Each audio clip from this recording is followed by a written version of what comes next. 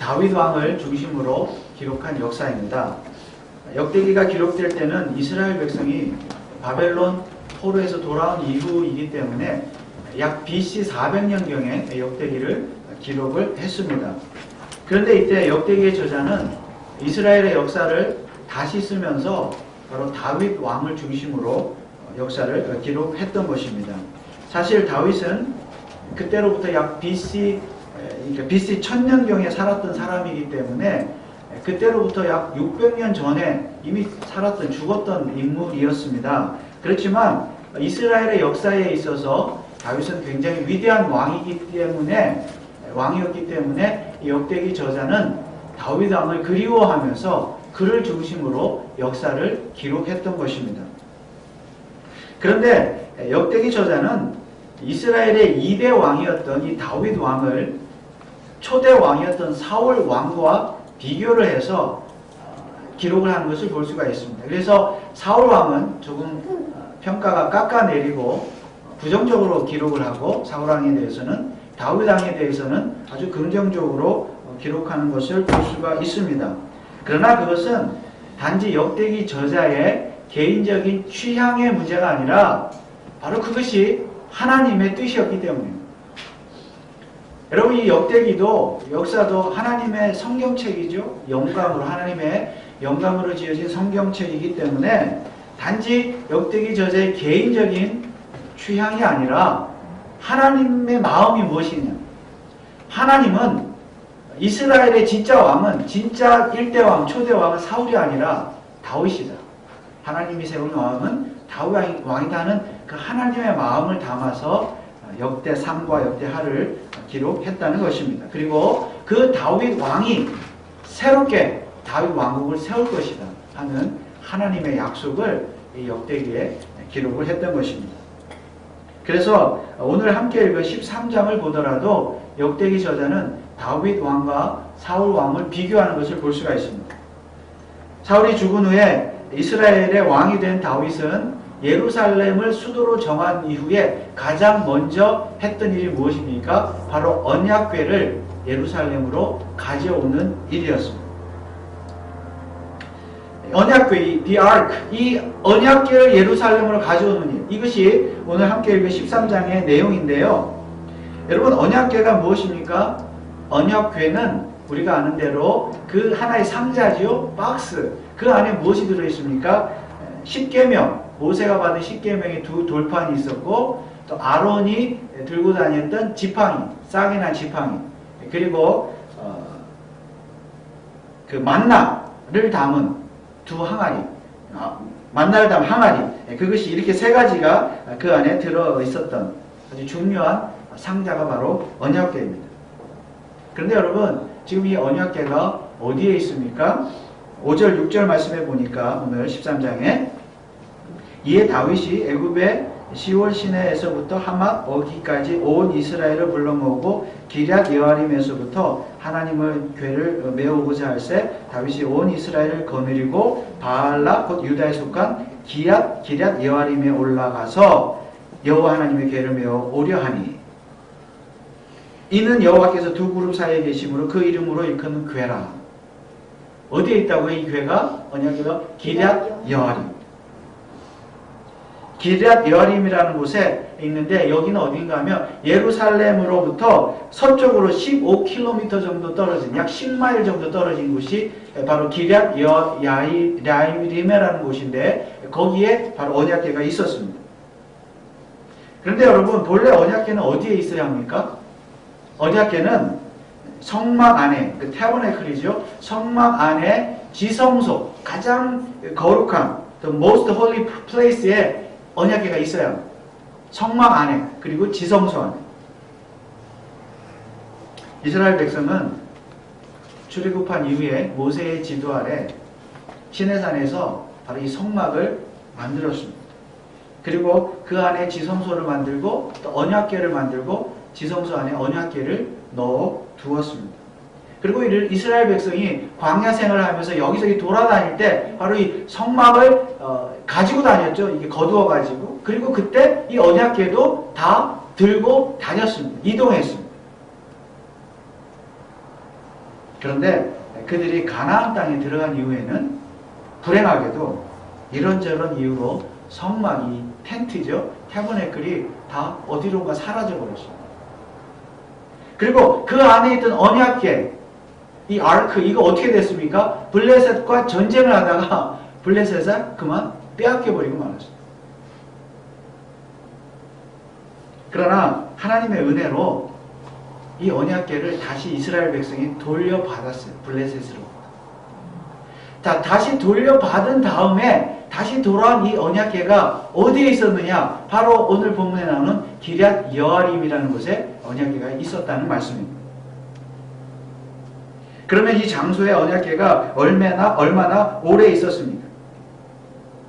지금 이 다윗 왕이 예루살렘으로 이 언약궤를 가지고 오려고 하는 이 시점으로부터 계산을 하면 무려 70년 이상, 70년 넘게 이 언약궤가 기럇 여아림에 있었습니다. 그러나 사실상 이것은 방치나 다름이 없었습니다. 그냥 방치해 둔 것이에요. 보관이 아니라 사실상 방치였습니다. 왜냐하면 성막도 없죠. 그 텐트도 없죠. 그 지성소도 없죠. 그냥 그 박스만, 언약궤만 덩그러니 70년 동안 방치가 되어 있었던 것입니다. 어디요? 기럇 여아림. 그런데 이 언약궤는 바로 하나님께서 이스라엘 백성과 함께 하신다는 증표였습니다. 증거였습니다. 그 언약궤 위에 그 뚜껑에 천사의 그 모양이 있는데 거기는 하나님의 임재의 상징이었습니다. 하나님이 함께 하십니다. 그러므로 언약궤는 하나님이 이스라엘 백성과 함께 하시는 상징이었고 증표였는데 70년 동안이나 이 언약궤가 방치되어 있었다는 것은 이스라엘 백성이 하나님을 그만큼 무시했다는 것입니다. 하나님의 함께 하심을 믿지 않았다. 무시했다는 말씀이에요. 70년 동안. 그래서 다윗은 왕이 되자마자 가장 먼저 한 일이 무엇이에요? 바로 그 언약궤를 예루살렘으로, 수도로 가지고 온 것입니다. 그렇다면 여러분, 이 다윗 왕이 지금 이 언약궤를 가져오는 일, 잘한 일입니까? 못한 일입니까? 당연히 잘한 일이죠. 그래서 역대상의 이 저자는 지금 다윗 왕이 하나님 앞에 굉장히 잘했다고 칭찬하고 있는 거죠. 그런데 이때에도 이 역대기 저자는 다윗 왕을 사울 왕과 비교하고 있습니다. 오늘 함께 읽은 3절 말씀을 보실까요? 우리 하나님의 궤를 옮겨오자 사울 때에는 우리가 궤 앞에서 묻지 아니하였느니라 하매. 사울 왕은요, 하나님 앞에 묻지 않았다는 것은 하나님의 뜻대로 행하지 않았다는 것인데, 이 말은 다른 말로 하면 이 언약궤를 방치했다는 말씀입니다. 하나님을 무시하고 언약궤를 방치하고 하나님을 무시하고 하나님의 뜻대로 나라를 다스린 것이 아니라 자기 마음대로 나라를 다스렸다는 뜻입니다. 여러분, 사울은요 다윗처럼 40년 동안 왕위에 있었습니다. 그렇다면 지난 40년 동안 다윗이 왕이 되기 전에, 다윗이 왕이 될 때까지 지난 40년 동안 사울이 왕이었을 때는 언약궤가 방치되어져 있었고 이 왕 자체가 하나님의 뜻대로 나라를 다스리는 것이 아니라 자기 마음대로 나라를 다스렸다는 것입니다. 하나님의 임재, 하나님의 함께하심 무시했다는 것입니다.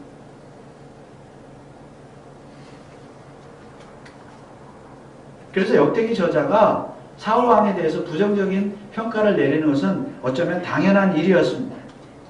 역대기 저자는요, 사울이 전쟁터에서 죽었을 때 그 왜 죽었느냐 이유를 뭐라고 말하고 있느냐면 그가 하나님께 묻지도 않았고 하나님의 뜻대로 행하지도 않았어.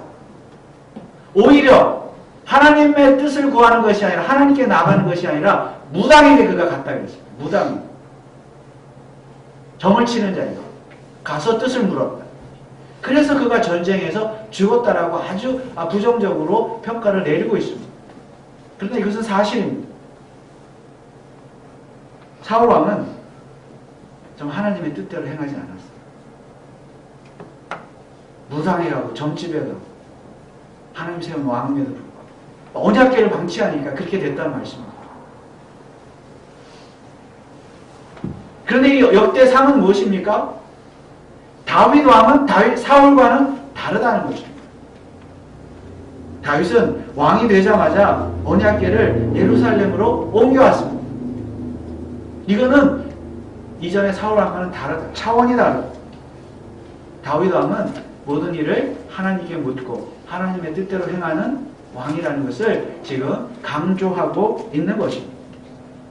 하나님의 뜻대로 나라를 다스리는 왕이다. 얼마나 좋은 일입니까? 그러나 이 세상에 완벽한 인간은 없습니다. 다윗 왕이 아무리 좋은 왕이었다 할지라도 그도 실수했고 그도 죄를 지었습니다. 그런 면에서 사울 왕과 다를 것이 전혀 없었습니다. 그리고 역대기 저자 역시 다윗 왕에 대해서 긍정적으로 기록한 것은 맞지만은 그의 실수에 대해서 그의 죄에 대해서도 숨기지는 않았습니다. 지금 이 13장에 그것을 기록하고 있는 것입니다. 다만 다윗이 사울과 달랐던 점은 무엇입니까? 자기의 잘못을, 죄를 즉시 회개하고 하나님 앞으로 돌아갔다는 것이 사울과 다른 점이었습니다. 그렇다면 여러분, 다윗의 죄는 무엇입니까? 지금 다윗이 언약궤를 기럇 여아림에서 옮겨오는데 결국 여러분 예루살렘으로 옮겨왔습니까? 못 옮겨왔습니까? 13장에 보면 못 옮겨왔습니다. 언약궤를 가지고 오는 수송 작전이 실패했습니다. 여러분, 왜 이 작전이 실패했습니까? 중간에 대형 사고, 큰 사고가 벌어졌기 때문입니다. 다윗은 이 언약궤를 소들이 무는 수레에 싣고 왔는데 중간에 이 소들이 이 수레를 끌고 가다가 소들이 막 움직였죠. 움직이니까 수레가 막 흔들렸죠. 수레에 담겨있는 언약궤가 흔들리고 떨어지려고 하니까 이 수레를 몰고 있던, 수레를 끌고 가던 이 우사라는 사람이 수레에서 언약궤가 떨어지려고 하니까 그걸 잡았단 말이에요. 언약궤. 잡자마자 어떻게 됐습니까? 그가 죽었습니다. 사람이 죽었는데 지금 뭐 언약궤를 옮길 수가 있겠습니까? 그래서 다윗은 할 수 없이 계획을 바꾸어서 언약궤를 오벳 에돔이라는 다른 곳으로 가져갔고 3개월 동안 거기에 보관했다가 3개월 후에나 그 언약궤를 가지고 예루살렘으로 가게 되었습니다. 그러나 일단 처음에는 우사의 죽음으로 인하여 언약궤를 옮기는 일을 실패했습니다. 실패로 돌아갔습니다. 그러면 여러분, 이 1차 수송 작전, 언약궤를 옮기는 작전이 왜 실패했습니까? 우사가 갑자기 죽었기 때문인데 그는 왜 죽었습니까? 역대기 저자는 그 이유를 이렇게 설명을 하고 있죠. 오늘 함께 읽은 10절 11절 말씀에 보면 우사가 손을 펴서 궤를 붙들음을 인하여 여호와께서 진노하사 치심에 우사가 거기 하나님 앞에서 죽으니라. 11절 여호와께서 우사를 충돌하심으로 다윗이 분하여 그것을 베레스 우사라 칭하니 그 이름이 오늘날까지 이르니라. 하나님이 분노했다. 진노했다. 여기 충돌했다는 말은 진노했다는 말. 심판했다는 말. 여러분, 하나님 왜 진노하셨습니까? 왜 화가 나셨어요? 우사가 언약궤를 만졌기 때문에.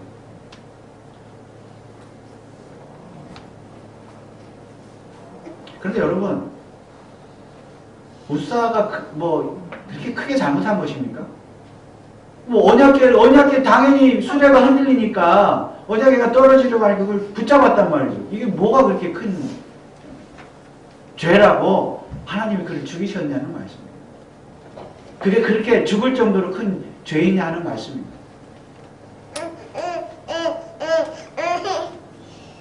그러나 하나님이 보실 때에는 엄청나게 큰 죄였습니다.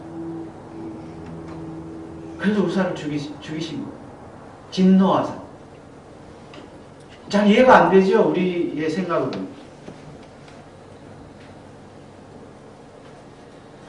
15장에 가면 이제 3개월 후에 이 언약궤 수송작전, 제2차 수송작전이 일어나는데 이때 다윗은 이렇게 말했습니다. 15장 13절 말씀을 보면 전에는 너희가 매지 아니하였으므로, 이 전에는 3개월 전을 말합니다. 1차 작전 때. 전에는 너희가 매지 아니하였으므로, 이 너희는요 제사장과 레위인을 말해요. 전에는 3개월 전에는 제사장과 레위인이 매지 아니하였으므로 우리 하나님 여호와께서 우리를 충돌하였나니 이는 우리가 규례대로 저에게 구하지 아니하였습니다. 규례대로, 율법대로, 하나님의 말씀대로 구하지 않아요. 그러니까 하나님의 말씀대로 언약궤를 옮기지 않았다는 것입니다. 율법대로. 1차 수송작전 실패 이유가 뭐예요? 율법대로, 하나님 말씀대로, 율법이 정한 대로 언약궤를 옮기지 않았기 때문에. 이것이 실패의 이유다. 여러분 무슨 뜻입니까? 율법에 의하면 언약궤는 오직 레위인만 운반할 수 있습니다. 그것도 어깨에 메고, 반드시 메고 운반을 해요.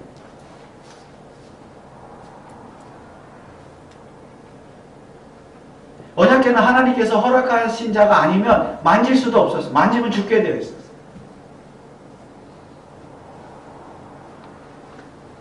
왜냐하면 이 언약궤는 하나님의 임재를 상징하는 굉장히 중요하고 거룩한 물건이기 때문입니다. 그런데 여러분 3개월 전에는 언약궤를 누가 운반했습니까? 소와 수레가 운반했고 그것을 인도하는 이끄는 자 역시 우사였습니다. 우사는 제사장도 아니고 레위인도 아니었습니다. 그가 운반하다가 언약궤를 만지기까지 했습니다. 언약궤.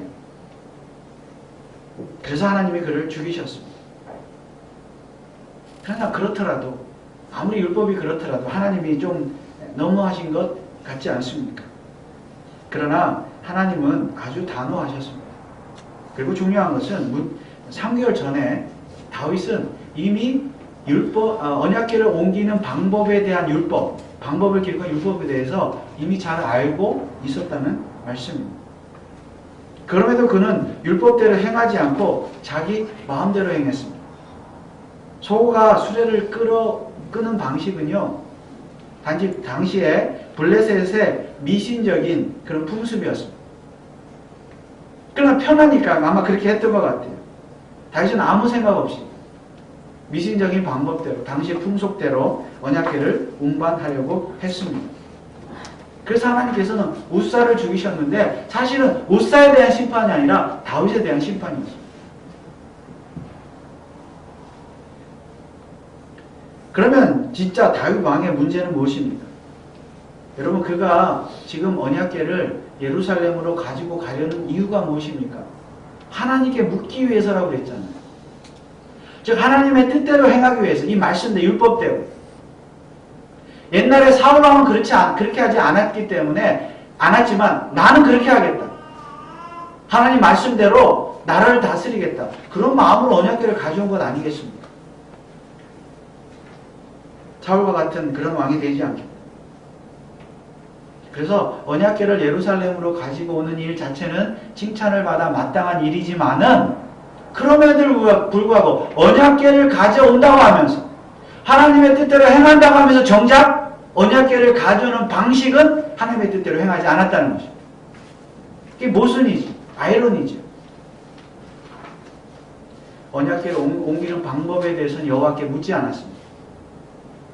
물론 다윗은 하나님께 물어볼 것도 없이 언약궤를 옮기는 방법에 대해서, 율법에 대해서 잘 알고 있었습니다.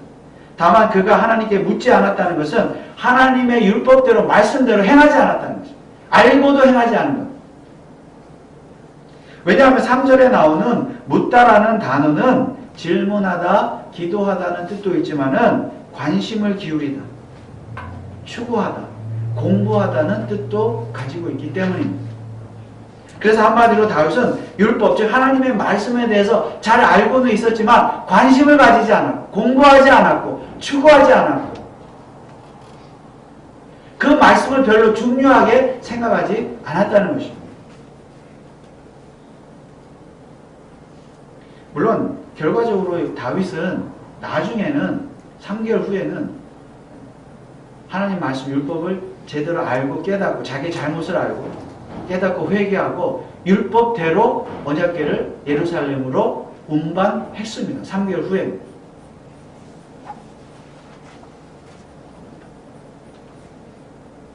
이것이 바로 그가 사울 왕과 달랐던 점이었습니다. 그러나 어쨌든 다윗은 언약궤를 운반하는 1차 작전 때에는 하나님의 말씀을 소홀히 했고 그래서 실패를 하게 되었는데, 그렇다면 여러분, 다윗은 왜 하나님의 말씀을 율법을 알고도 제사장과 레위인이 아닌 소를 통해서, 수레를 통해서, 웃사를 통해서 언약궤를 옮기려고 했을까요? 이유가 무엇일까요? 오늘 본문에는 그런 이유가 자세하게 정확하게 나와 있지는 않지만 우리가 본문의 내용을 읽어보면 어느 정도 우리가 그 이유를 짐작할 수 있는데, 그 이유는 한마디로 다윗의 교만 때문이었어요. 1절 말씀을 볼까요? 1절에 보면 다윗이 천부장과 백부장 곧 모든 장수로 더불어 의논하고, 다윗은 지도자들과 함께 다 의논했습니다. 언약궤를 가져오는 것이 어떻겠느냐. 4절 말씀에 보면 뭇 백성이 이 일을 선히 여김으로 온 회중이 그대로 행하겠다 한지라. 온 이스라엘 백성들이 다 찬성했어요. 왕이시여 그렇게 하시옵소서. 어떻게 보면 좋은 일이죠. 좋은 일에 마음을 같이 하는 거 좋은 일입니다. 그래서 온 백성들이요, 지위 고하를 막론하고 모든 백성들이 다윗 왕을 지지했습니다. 정말 위대한 왕이십니다. 그런데 바로 거기에 함정이 있었습니다. 다윗의 마음에는 온 백성이 자기를 지지하는 한 하나님의 방법대로, 하나님의 말씀대로 나라를 다스리는 것, 정치하는 것, 그리 중요하지 않았습니다. 또한 6절 말씀을 보실까요? 다윗이 온 이스라엘을 거느리고 바알라 곧 유다에 속한 기럇 여아림에 올라가서, 다윗이 온 이스라엘을 거느리고, 여기 역대상에는 그냥 온 이스라엘을 거느리고, 이 지금 언약궤를 가지고 그 기럇 여아림에 가는 거예요. 역대상에는 온 이스라엘이라고 이렇게 그냥 기록이 되어 있는데, 같은 내용이 사무엘 하에도 기록되어져 있는데 거기에는 정확하게 숫자까지 기록되어 있습니다. 무려 3만 명이나 이끌고 기럇 여아림으로 갔다고 그렇게 기록되어 있습니다. 3만 명. 백성들 중에 뽑은 거죠, 대표를. 3만 명. 여러분, 이게 뭘 뜻할까요? 여러분, 언약궤의 크기는 겨우 가로 1m, 세로 60cm 정도밖에 안 되는 작은 박스입니다. 그런데 이 박스를 하나 옮기는데, 이 작은 박스를 하나 옮기는데 3만 명이나 필요할까요? 물론 언약궤가 중요하지 않다는 말은 아닙니다. 중요합니다. 그러나 그렇더라도 이거 하나 옮기는데 이렇게 많은 사람들이 필요할 이유가 없다는 것입니다. 한마디로 다 과시용이었습니다. 그리고 이것이 바로 다윗이 빠진 함정이었고 그가 저지른 죄였습니다. 다윗은 하나님으로부터 세움을 받은 왕이었음에도 불구하고 백성들의 절대적인 지지를 받다 보니까 순간 우쭐해졌던 것입니다. 어깨에 힘이 들어갔어요. 무엇보다 백성들의 지지 자체가 하나님의 뜻이라고 생각했고, 그래서 다윗은 결국은 언약궤를 옮기는 것도 하나님 말씀대로 행하지 않고 자기 뜻대로 행했던 것입니다. 그래서 3개월 전에 1차 수송 작전은 사실상 보여주기식 쇼였습니다. 그리고 하나님도 그 쇼를 좋아하실 것이라고 생각했습니다. 여러분 보세요. 왕이 자기를 지지하니까 많은 사람들이 이끌고 그거 하나 옮기는데 과시죠, 과시. 보여주기식. 그러다 보니까 하나님 말씀 순간 깜빡했다는 것이죠. 율법? 아이고 뭐 그냥 술에 싣고 속아 그냥 편하게 하면 되지. 백성들이 다 지지하는데. 그렇습니다, 여러분. 오늘 저와 여러분의 모습도 다를 것이 없습니다. 혹시 우리의 신앙생활, 여러분의 신앙생활이 과시용 혹은 보여주기식 신앙생활은 아닙니까? 하나님께 인정을 받기보다는 사람에게 인정을 받으려고 애쓰고 있지는 않습니다. 또한 우리 교회는 어떻습니까? 교회란 성도들의, 사람들의 절대적인 지지를 받아서 움직이는 것이 교회입니까? 민주주의의 원칙으로 움직여지는 곳이 교회입니다. 물론 우리 교회도 어떤 일을 결정할 때 다수결로 결정을 하지요. 많은 사람들의 뜻을 모아서 결정하는 것, 그건 좋은 일입니다. 그러나 다수결이라고 하는 것, 다수결의 결정이라고 하는 것, 민주주의라고 하는 것, 어떨 때는 하나님의 뜻이 아닐 수도 있다는 사실을 우리는 다윗의 경우를 통해서 깨달아야 해요. 많은 사람들이 다 좋아한다고 해서 다 하나님의 뜻은 아니라는 말씀입니다. 특히 예배는 어떻습니까? 오늘 8절 말씀을 보실까요? 다윗과 이스라엘 온 무리는 하나님 앞에서 힘을 다하여 뛰놀며 노래하며 수금과 비파와 소고와 제구와 나팔로 주악합니다. 이 언약궤를 가져오면서요, 이 모든 백성, 다윗과 모든 백성들이 춤추며 노래하며 악기를 연주하며 하나님께 예배했다는 말씀입니다. 여러분, 예배 좋은 거죠? 그런데 여러분, 이 예배를 하나님 받으셨다는 말씀이에요, 지금 13장의 내용은? 아니에요. 왜 그렇습니까? 하나님께서 웃사를 충돌하심으로 진노하사 예배 안 받으셨어요. 오히려 하나님 진노하셨습니다.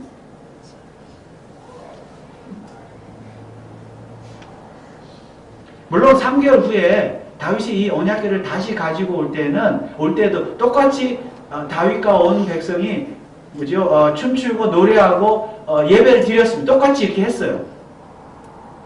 근데 그때는 하나님이 그 예배를 받으셨습니다. 3개월 후에는. 그리고 언약궤도 무사히 예루살렘으로 올 수가 있었습니다. 그러면 여러분, 3개월 전과 3개월 후의 차이는 무엇입니까? 자, 역대상 14장 2절 말씀을 보겠습니다.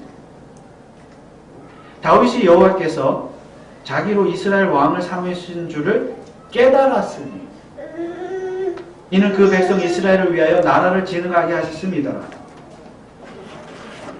다윗 왕이 깨달았다는 것입니다. 물론 여기서 다윗은 하나님께서 자기를 왕으로 세우신 이유에 대해서도 깨달았지만 이 말은 곧 율법에 대해서, 하나님 말씀에 대해서도 깨달았다는 말씀입니다. 이처럼 다윗은 하나님의 말씀, 율법에 대해서 바로 깨닫게 되니까 자기의 잘못을 알게 되었고 회개할 수 있었고, 그리고 3개월 후에는 하나님의 말씀대로 율법대로 언약궤를 가지고 올 수가 있었다는 말씀입니다. 그리고 그러한 예배를, 그들이 드리는 예배를 그때는 하나님이 받으셨다는 말씀입니다. 그렇습니다. 우리도, 오늘 저와 여러분도, 우리 교회도 깨달아야 합니다. 무엇을 깨달아야 돼요? 율법을 깨달아야 되고, 하나님 말씀을 깨달아야 되고, 또한 우리를 왕으로 세워주신, 우리를 하나님의 나라 백성으로 세워주신, 우리를 구원하신, 하나님의 자녀로 삼아주신 하나님의 뜻을 깨달아야 되고, 하나님의 자녀는 마땅히 하나님을 예배해야 된다, 하나님의 뜻을 깨달아야 되고, 그리고 그 예배는 어떻게 해야 되냐? 하나님 말씀대로 예배해야 된다는 것을 깨달아야 합니다. 여기서 깨닫는다는 것은 단지 지식적으로 머리로만 아는 것을 말하는 것이 아니라 우리의 삶을 통해서, 경험을 통해서 정말 하나님이 누구신지, 예배가 무엇인지, 교회가 무엇인지를 정말로 깨닫고 믿고 알아야 된다는 말씀입니다. 배워야 한다는 말씀이에요. 그래서 우리 성도는, 우리 교회 성도는 끊임없이 하나님의 말씀을 통해서 하나님이 누구신지, 예수 그리스도가 누구신지, 구원이 무엇인지, 죄사함이 무엇인지, 교회가 무엇인지, 예배가 무엇인지 배우고 깨달아야 합니다.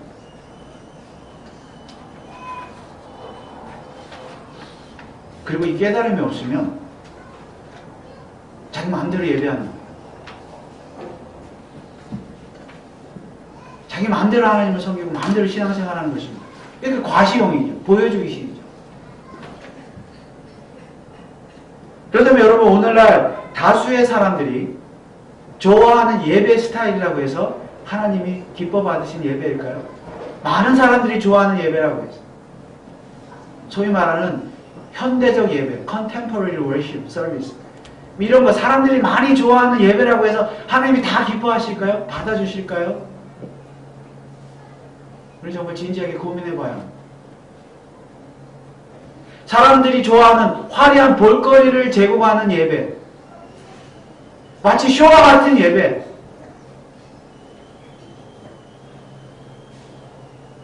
정말 하나님이 기쁘게 받으실까요?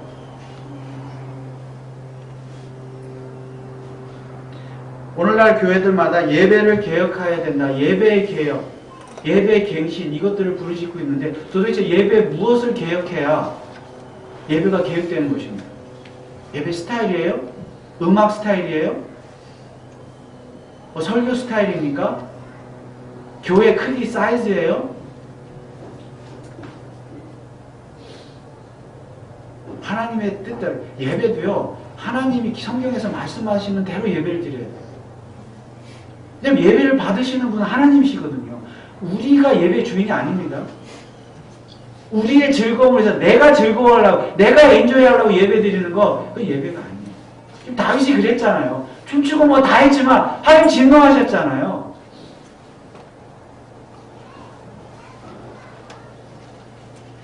결국 오늘날 교회들이 예배든 선교든 구제든 봉사든 무엇이든지 다윗이 그랬던 것처럼 하나님의 뜻이 아니라 자기 교회의 과시욕에 더 초점을 맞추기 때문에 하나님이 기뻐하시지 않는다는 말씀입니다. 그러나 사람이 아니라 오직 하나님께만 보여줄 것이 많은 예배가 참 예배인 줄 믿습니다. 그리고 교회는 무엇을 하든지 사람이 아니라 하나님께만 보여줄 것이 많은 교회가 참 교회인 줄 믿습니다. 우리 성도 역시 보여주기식, 과시용 그런 신앙생활이 아니라 정말 하나님 앞에서만 정직하고 신실하고 겸손한 그런 신앙생활을 하는 것이 진정한 하나님 앞에 정직한 성도인 줄 믿습니다. 그러므로 우리 교회는 보여주기식, 과시용, 어떤 그런 선전용 그런 것에 집착하는, 초점을 맞추는 그런 교회가 아니라 오직 하나님의 마음, 하나님의 뜻, 하나님의 영광만을 생각하면서 하나님만을 기쁘시게 하는 그런 교회가 됨으로 말미암아 하나님께서 충돌하시는 교회, 진노하시는 교회가 아니라 하나님께서 기뻐하시는, 그리고 하나님이 사랑하시는 그런 교회, 또 그런 성도들이 다 될 수 있기를 주님의 이름으로 축원을 드립니다. 기도하겠습니다. 하나님 아버지, 다윗 왕이 자신이 왕이 되어서 하나님의 뜻대로 행한다고 했지만 많은 사람들의 지지 때문에 잠깐 실수하였어요. 자신을 과시하기 위해서, 자신의 왕됨을, 정치적인 그런 파워를 과시하기 위해서, 보여주기 위해서 하나님의 말씀, 율법을 잠시 깜빡하고 멀리했던 그런 일들을 우리가 살펴보았습니다. 하나님, 교회가 또 우리 자신들이 하나님 앞에 어떤 모습으로 살아야 될지, 신앙생활을 해야 될지, 우리가 가지고 있는 힘과 돈과 명예와 권력과 이런 것들 때문에 잠시 착각하고 깜빡하여 하나님을 멀리하고 또 우리의 신앙 보여주기식으로 그렇게 신앙생활을 하고 있지 않는지 우리 자신을 돌아보며 회개하는 시간이 되게 하여 주옵소서. 오직 겸손하게 하나님의 뜻만을 구하며 하나님의 영광만을 추구하는, 드러내는 우리 교회와 우리 모든 성도들이 다 될 수 있도록 축복하여 주옵소서. 감사를 드리며 예수 그리스도의 이름으로 기도하옵나이다. 아멘.